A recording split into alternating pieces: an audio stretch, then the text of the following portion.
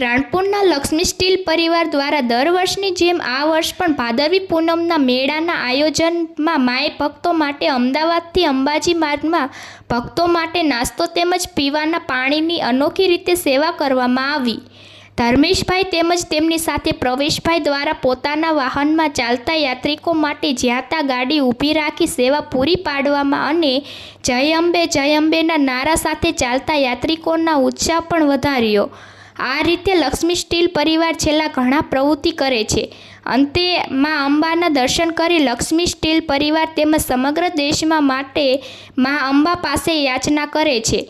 પ્રતિનિધિ Dharmeshbhai Gupta, Diu mirror news. હાય, હું છું ક્રુઝિન સિંઘાનિયા. આપની આસપાસના સત્ય સમાચાર જાણવા માટે જોતા રહો દીવ મિરર ન્યૂઝ અને હા, લાઈક અને સબસ્ક્રાઇબ કરવાનું ભૂલતા નહીં. Thank you.